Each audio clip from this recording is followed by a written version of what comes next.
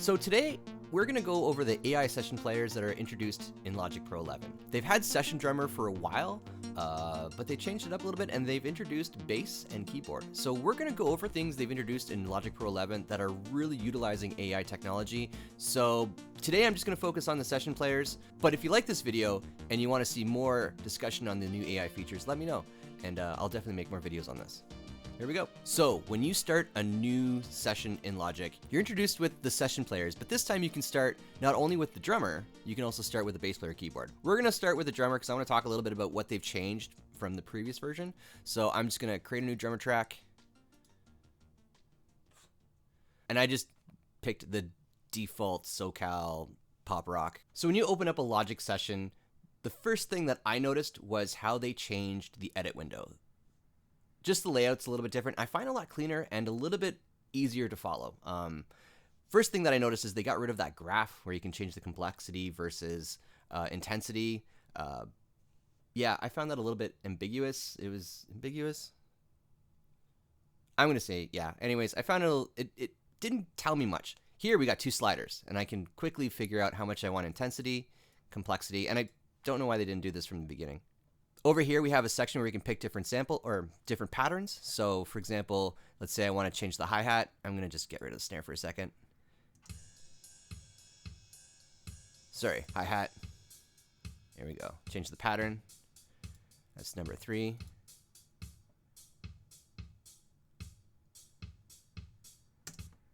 So that's pretty cool. You still have your fill amount, your fill complexity. So if you want to have some crazy Neil Peart fills, I guess you can crank it. If you just want something a little bit more simple, dial it back.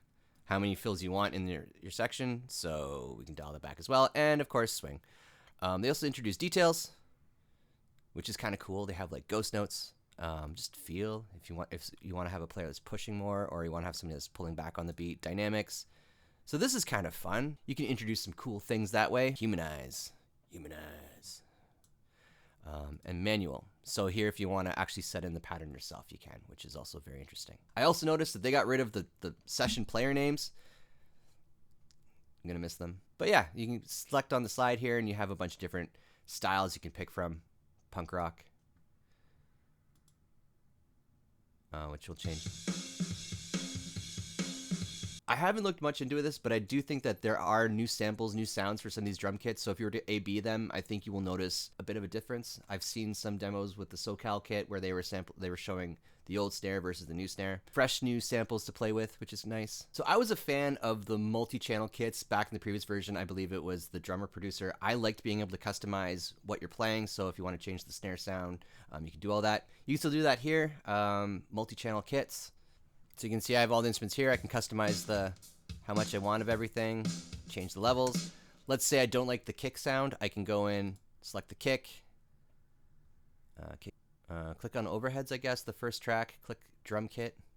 Here it gives me an image of the drums that I can select. So let's say I want to change the kick. I click on that. I can go through and I can sample what I like. Maple punch, let's say. I can change the tuning, dampening. All stuff we could do in the previous Logic. Let's play with that a little bit. I'm just going to change the pattern. I got an idea. Let's change the tempo. We're gonna make something. I'm going to set this down to 90. I have an idea. 90. No snare. Let's simplify the...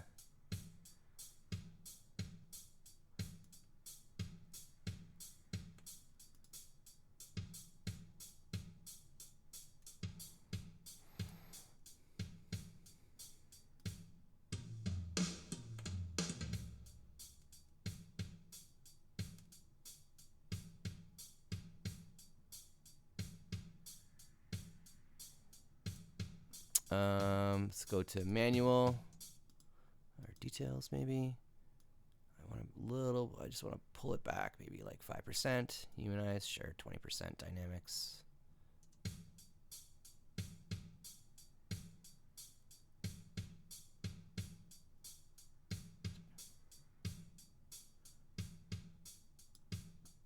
Bring down the complexity.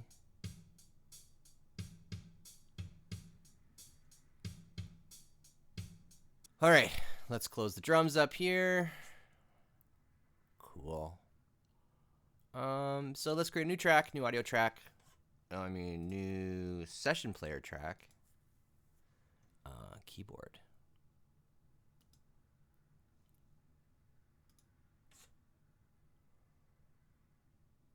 What is this sounding like?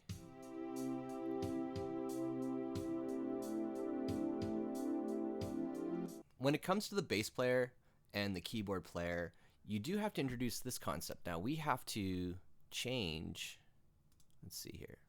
We have to change the global chord chart. Now here it has like a default, I noticed. Let's get rid of that. So if I click on here, generate. Yeah, so you can see it's already got some chords in there for us based on the key of C, because that is what we made our session in. And this is kind of, depending on what you create your session in, that's going to become the tonic. So for example, by default, Logic will set your project up to C major. Cool. So let's make it from scratch. Now, this was kind of a thing that I wasn't a fan of. I like having a global chord chart. It kind of threw me off at first. I was just assuming that it would like analyze the audio for some reason because I'm lazy. But you have to build out your chord chart, which is not a bad thing. It's actually kind of useful, especially like if you're laying other parts, you have other people coming in, you have the chords there. So in this case, the way it works is click on the plus, the chord, and you can select your chord here. In this case, what would be a cool, let's not start on the one. In this case, let's do E minor. E minor. Let's see what that sounds like. Yeah.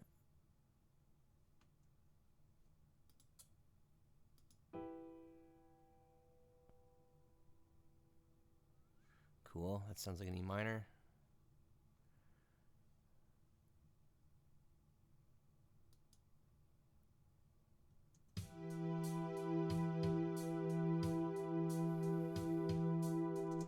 And then there we're going to change it to another chord. In this case, you have to add the plus there. It's a little finicky. I find it, like I said before, it's easy to mess this up. You might hit OK and forget it and then change it, and then you mess up your chord progression. So it takes a little bit of getting used to, but E minor, do we want to go to the one?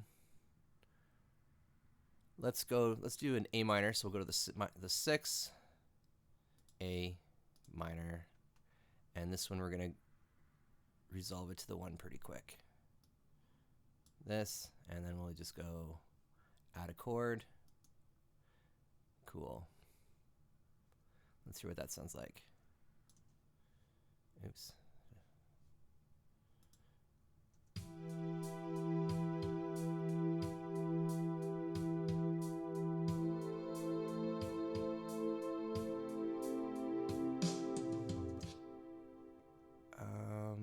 I'm not a fan of this retro synth here, so I'm going to change that.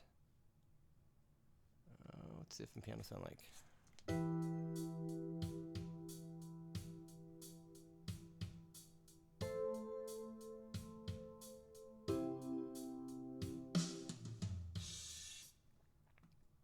just going to copy this and copy, command, we'll duplicate that. Stretch that out. Cool. Let's see what that's like.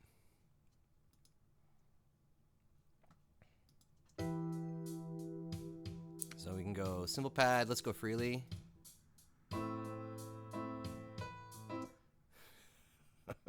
It's so cheesy. Freely.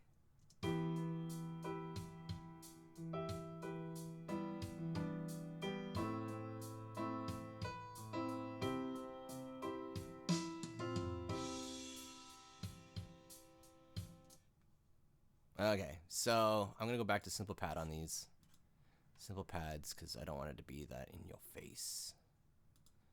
And I'm gonna bring the intensity right down too.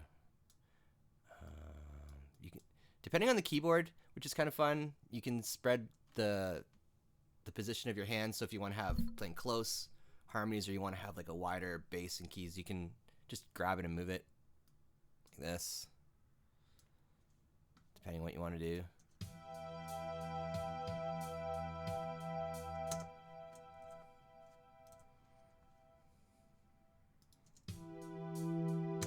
keep it tight.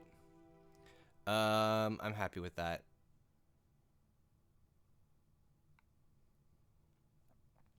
So now we can add a bass part. So I'm gonna go just like we did on the other ones.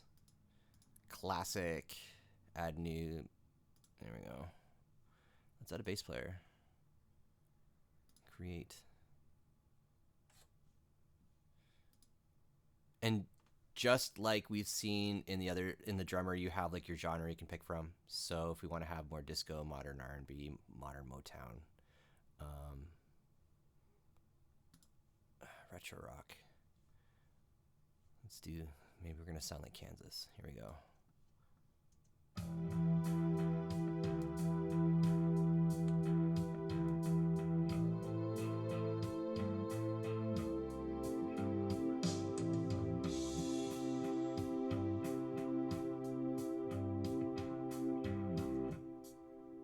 So I don't know if you noticed, but my loop has changed. So I do have to also create what I did up here. So in this case, we're gonna go E minor. That doesn't seem right though. Anyways, that might be something I have to further look at. I was kind of hoping you can create a loop of your performance and it'll just carry on the chord progression, but it just seems to be taking the syncopation and the rhythm of what you played. So in this case, we're just gonna go E.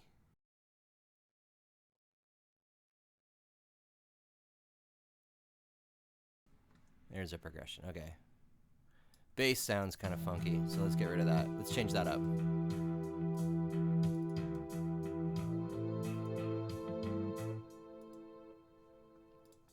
Keep pop rock.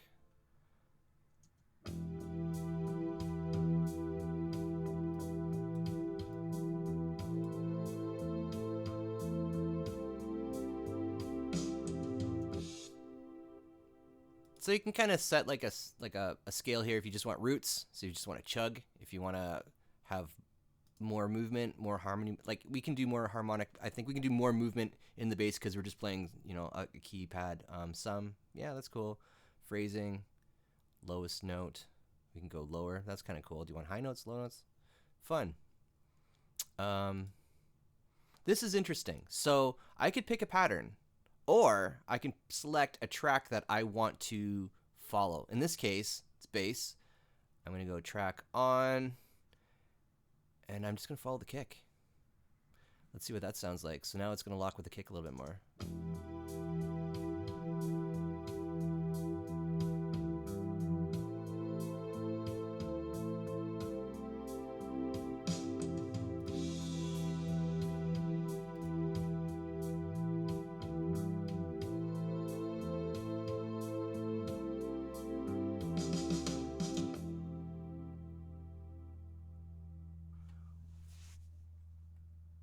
Even rings out.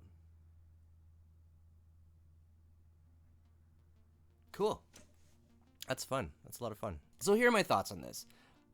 Right now, I know the world is going AI crazy. It's all the rage. And yeah, I can see why there's going to be a lot of cool changes happening in the industry because of this. There's a lot of really cool plugins that have been using AI for a while that are very useful. Can you write a song with this quickly? Yes. Is it good and can you go into production with it? Absolutely. Like you can mess around within Logic. You have enough room to like change the samples and make it sound unique to itself. Now, when you have something this easy at your fingertips, it's also very easy to get carried away. And again, it just depends on your goal and where you're coming from. If you're looking to release tracks on social media really quickly and that is your goal, then yeah, I would say this is a cool tool. However, if you're like me, you're probably going to be a little bit more hesitant to do that. See, some of the greatest music happens outside of the box. It happens with accidents. By making mistakes and trying different things, you create new experiences, new genres. You start to push the envelope, and I think that's what defines an artist. And I think when you're using AI, because AI is only as smart as the data set that you are supplying it, which means is it's learning from things that have already been done. It's a very safe thing to do. If you're an artist that's looking to push boundaries, if you're an artist that's looking to expand the genre or yourself, I think you have to be very careful with using AI because once you start, it becomes very easy. So that's just my 2 cents.